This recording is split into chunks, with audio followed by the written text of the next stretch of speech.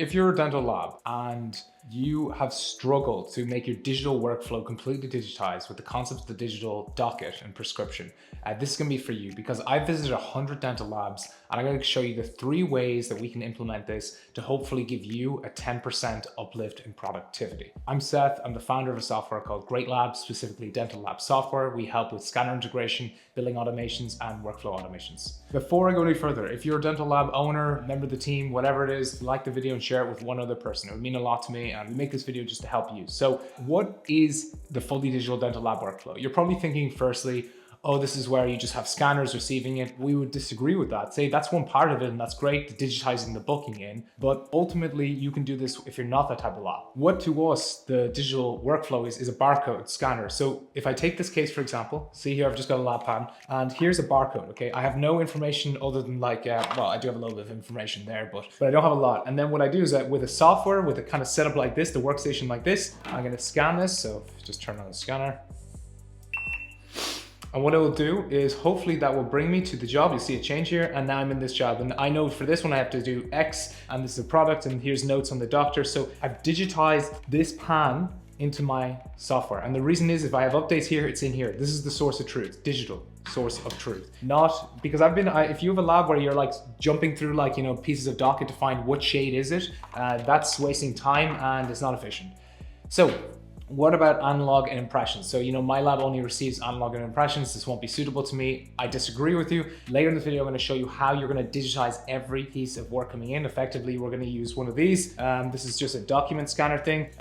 You literally just put the piece of paper underneath it. You need to start doing this anyway. You're crazy to be keeping paper. You should, when the prescription comes in paper, you should take a picture of it like this. I'll show you in the software flow how to do it. But when you've done it, that's it. It's gone forever. Throw it away. You shouldn't be keeping. I've visited labs where they have rooms of paper, like literally rooms of paper, because you have to keep that information for 10 years if you're in the UK. So why would you do this, right? One is communication. And you're probably thinking, my team talk lots to each other. That's actually not what I mean. That's more about communication in the productivity sense. Having more communication digitally results in more productivity. Have you ever wondered why big companies, how is it that they hire more staff and they're less productive? If you think about yourself, your true self, is that this whole strategy is not about growing your team massively. Instead, it's focused about your team optimizing. And this is about productivity. You perform better as a lean team. You'll see it. Number 2 is remakes. Internal and external remakes. They cost labor, they cost materials, and most importantly, they cost frustration. Huge frustration for you. And it's also don't discount the fact that, what happens when the dentist calls in being annoyed at you, your reputation. There's so much in that. It's not just the cost of just that moment. So much more second, third, fourth order consequences. Control. This is probably relatable to you if you run a lab. You literally throw in the case. If you're a little bit bigger, you throw in the case and you hope it comes back to you a QC and it's done everything properly and followed every step perfectly. If you'd like to know digitally, and you could sit at a laptop in a cafe and know what's happening in your lab task by task, this is going to be a great video for you. And you're probably thinking, oh, my technicians would never do this. During this video, I'm going to show you how you need to get rid of that disbelief. That's just a disbelief you have. And hopefully we can work towards the 10% uplift. So from basic terms, right, a technician goes over and engages on each case. Let's say they have 10 cases in a day. They go over, they interrupt an admin staff, they interrupt anyone in the lab, and they go over, they ask a question on it that's relating to probably just, did the dentist say this or did the dentist say that, whatever. That will take 5 minutes. And on top of that, it breaks the flow. So if you assume someone can be productive for 6-7 hours, which is, I know maybe you're like, oh, my team are so productive over 10 hours. That's not really the truth, probably. You can think whatever you want. But ultimately, we're trying to get 10% uplift. So 5 minutes times 10 is 50 minutes. Really simple. 50 minutes of the day is wasted on silly questions like that. I see it all the time in labs, all the time. Maybe you'll tell me it's a much smaller scale, but fine. If it's 5%, the system will still be justified for a 5% productivity increase. And you'll see why later in the video. So number 1, the hardware in the workstation. Okay, so the hardware consists of me having this screen here. This can be put on a really nice stand. I'll show you a picture of it in a lab right now. And you can also, you put a little mini PC on the back, then you connect your barcode scanner. And then if I show you again, it's just here. And ultimately when I scan the job or I scan something, it's going to show me the information. And this specific layout of having the portrait screen means that you are making the screen more compelling than any piece of paper or anything, because the bigger the screen, the more we like looking at it, right? Very simple. iPads are more attractive the bigger they get. And that's the next point. So tablets, I I'm thinking of doing tablets, but I'm just telling you, every time you introduce like an element that can be moved around the place, like even a keyboard, this is not good. Like you want to keep things static and not moving. Ideally, if you could just put everything there and force someone to just stay there and not lose their focus, that's what you want. You don't want them getting confused over the iPads and whose is which and things like that. You just want to try and avoid that and keep everything as focused as possible. So I don't recommend tablets as much as I recommend the workstation setup like this. Second thing I'll tell you is that this can be actually cheaper than the tablets themselves. Paper dockets. I mentioned before, paper dockets, we need to get rid of them because effectively you don't need them. Once you've taken a picture of it, like that is it. I'll show you in the software how you can do that to make it easier for you. Okay? Another thing I get asked a lot when I visit the labs is, can I just have one station for my whole room of 5 technicians? You can put any infrastructure. One station is still better than 0 stations, but the cost of this setup is about £500. Okay, this is costing about £500 all in because the mini PC is like 150, 200. The screen is 200, let's say, and then the accessories another 100. Probably actually no, much less, like £50. So I want you to assume a number of 500 for this example. I'm going to say. Imagine a technician is costing 2,000 a month. So a technician is costing 2,000 a month. I know it's different in every country, but just let's go with this number and stay with me, and this is how you can justify it. If it's 2,000 a month, right? 2,000 a month, okay? We're trying to aim for a 10% uplift, okay? 10% of 2,000 is 200, okay? So you not having this system each month is costing you 200, right? So as I said there, if this system costs 500, this is a no-brainer. This is a 2.5 month payback. And then you'll say to me, no, that's bullshit. It costs much more, but you'll say that you're not achieving this number. Fine, let's cut it in half, okay? Let's make it 100. 100 is being lost each month by not having this productivity improvement. 100 each month, again, 5 or 6 month payback period. Same with the software, same with the systems you implement. You really need to understand the cost savings analysis of this. You need to stop focusing on just the cost of the actual hardware, software, those things. Instead, focus on the losses and the costings you're having by not having your team being super productive. Mark Benioff from Salesforce often talked about the fact that people think that like the biggest cost you have is, your office, the computers. It's not actually. It's having your team in there not being as productive as they can be. So focus is productivity here through this whole thing, okay?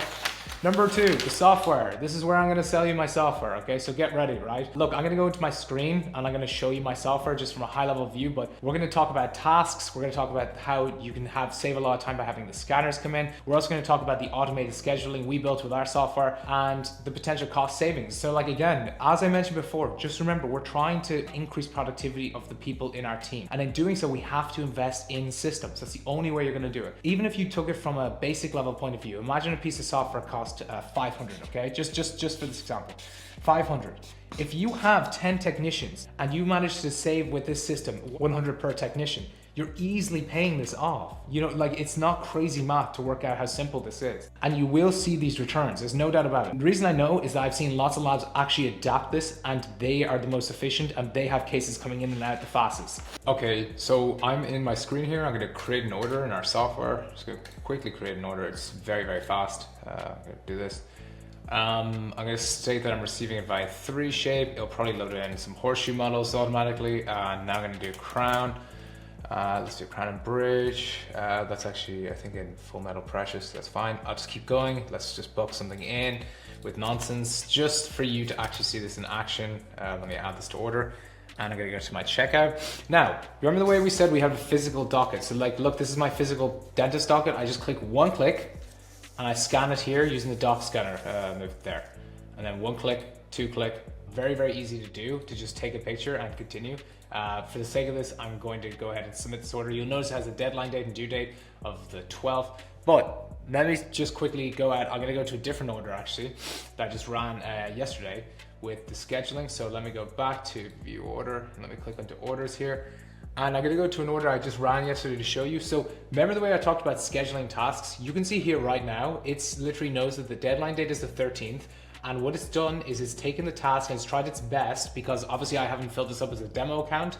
It's tried its best to dictate the days when tasks must be done. So here, articulation by Max must be done on the 7th. Model prep is gonna be by Seth on the 7th. Scan is on the 7th. So it's creating the scheduling itself. And why this is important is that it allows you to digitize that scheduling automatically using inputs from your lab that you feed to it, because we use a basic machine learning system to automate task scheduling and help you with your digital lab workflow. Of course, we have some other cool things, but let's get back. Let me move out here for a second, okay? The strategy sounds very basic, but it's very important. How are you going to implement this? Implementation. And you've told me before, my techs will never do this. It doesn't work. But I have literally been into labs and seen them do this well. I've literally helped them set it up. I know that it works. The only thing that stops you from being successful with this is the fact that you have a disbelief. In 2007, the iPhone was released, and there's a famous video of Steve Ballmer saying this about the iPhone. $500 fully subsidized with a plan? I said, that is the most expensive phone in the world, and it doesn't appeal to business customers because it doesn't have a keyboard. And that guy is the third or fourth richest person on earth, and he was wrong about that. Just give yourself perspective. It's belief, because everyone else on the Apple team believes it was going to happen. Because as well, when it comes to belief, you need to stop with the approach of having a goal instead of having a standard. Goals can be missed, and you focus on trying to hit them, but you're okay if you miss them. If it becomes your standard, you will not be able to live without this becoming everything to you and becoming the reality of how you run your lab. So you make a decision today if it's going to be a goal or a standard. Now, let me give you 3 techniques I've seen some labs do that may or may not work for you, but I think this is all about your lab and how your culture is and how you want to do this. Number 1, leadership. It comes from the top. If the leader of the lab has thinks maybe might work, the leader of the lab has to decide this is going to work, okay?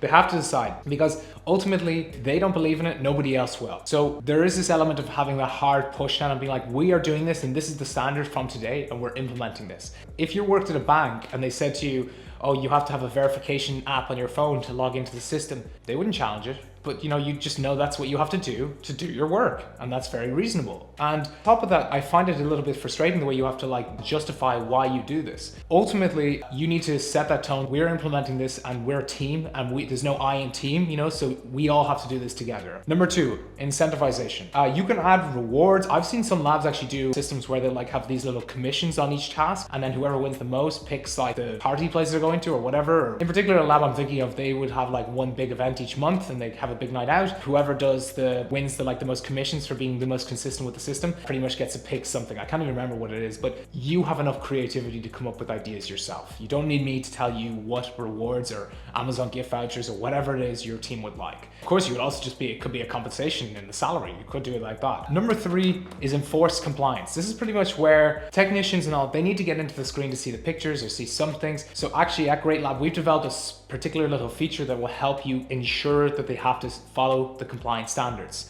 You're gonna have to go do a demo to find out how we do that. So last thing I'll say is, you're dealing with a medical device. Why do you have to justify why you need to document or have a task of each item done? If you actually look at the DAMAS requirements, if you're in the United Kingdom, the DAMAS requirements is that you must state the technician that did each thing on the job. Why do you even have to justify, why we have to follow a compliance system and digitally have everyone effectively signing off on the thing that they did on the job? If it was in any other industry, you might not even have a choice of that. You shouldn't have to justify this at all. You really shouldn't, right? This is how we're doing it, and this is what we're doing to move forward, right?